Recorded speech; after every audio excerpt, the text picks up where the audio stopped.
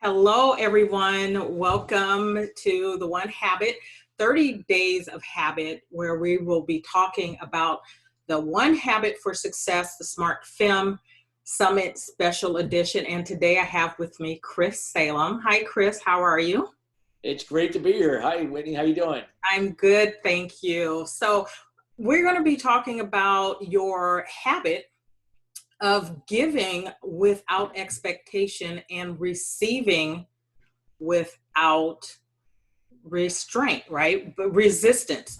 And I want to know how you have applied that habit in your life and in your business. Well, I mean, it's a great question, and what a better time that everyone that's been going through this COVID-19, and this has been a very challenging time for everyone. We're all on the same page where this statement really holds true and where it can take us.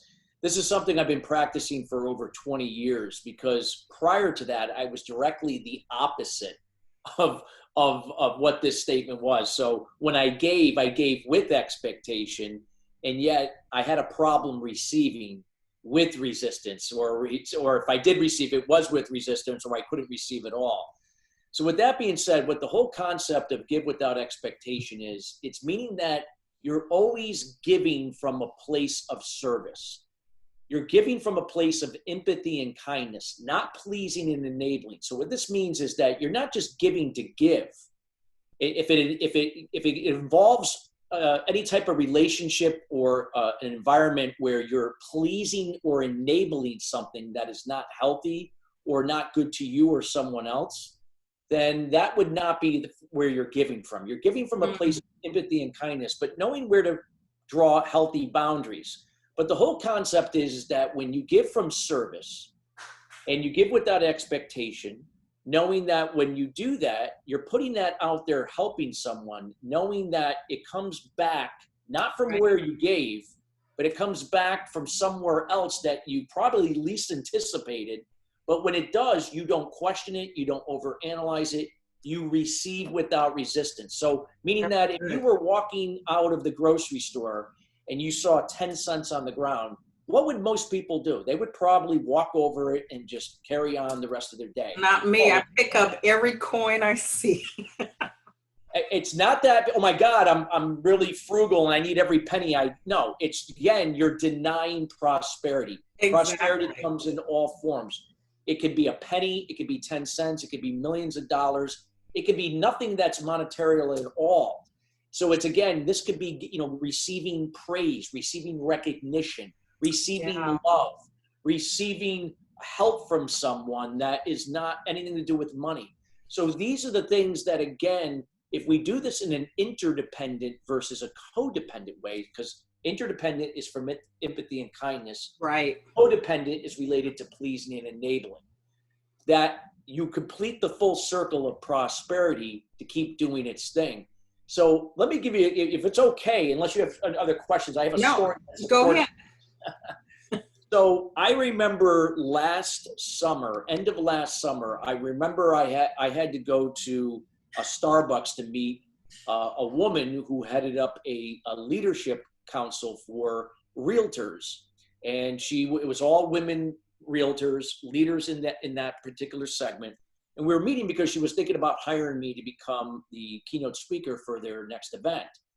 So I got there a little earlier and I'm checking voicemail or emails on my phone. And I had a truck. So I have a Ford F-150 truck. And I'm parked. And I noticed the guy next to me was slightly parked kind of like at an angle. Not like perfectly in between the line. And I was saying to myself, like in the back of my mind, I'm just hoping he recognizes that and he'll straighten out. And when he backs out, everything will be fine because I have an 8-foot bed or, back of my truck. So sure enough, I'm sitting there, and as he goes to pull out, he pulls up very slowly, and I felt a little nudge. And I'm thinking, oh boy, I knew that was kind of going to happen. So I got out, and he sees me as he's trying to pull out, and he didn't know he even hit me. Now, granted, there was really no damage. It was just a scuff mark on the near the bumper, back of the bumper, but that he did hit it. And if I really had tried, I probably could have buffed it out for, if it took me an hour and a half, I could have buffed it out. If I got a professional, it would have taken a couple $100. So at first he didn't realize he hit me. And when he started talking, he's like, oh my God, I guess I did. I'm so sorry. I just thought I could just back out evenly and everything would be fine. I said, hey, no worries. Everything's happened.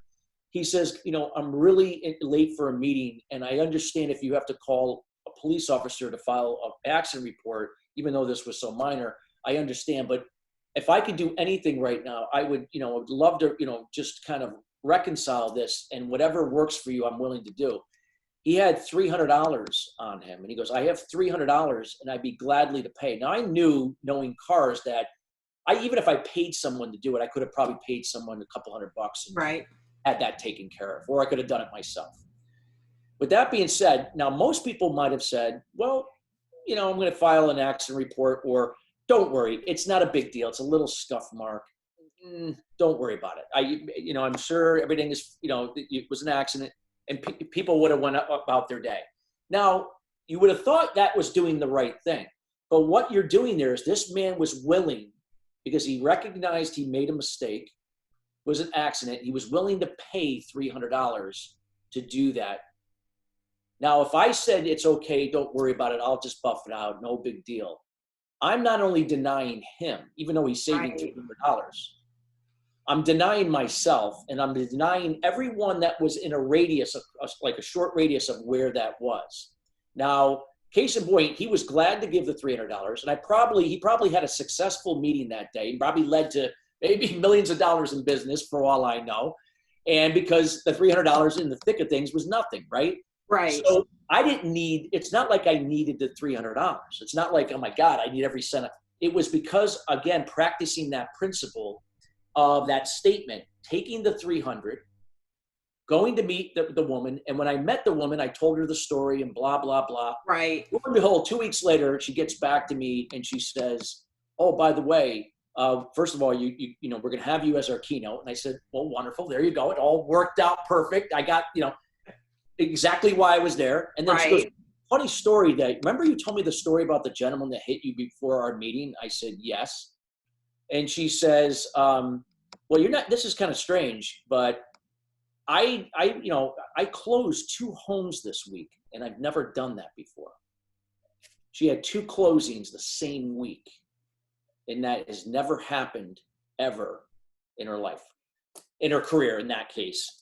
So you see, call it coincidental, call it whatever you want to call it, but nonetheless, 3 lives were impacted. For all I know, it could have been even more, because I didn't talk to those other people that could have been walking in and out of that Starbucks at that time. Who knows?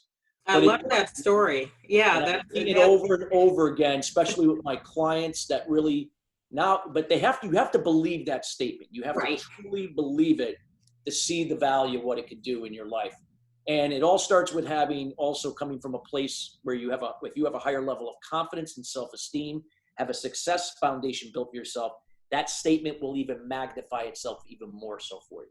Yeah, I love that. It very much is a money, and not just money, but abundance in general, that the things that we give it's a circle, right? And it's energy, and it just flows.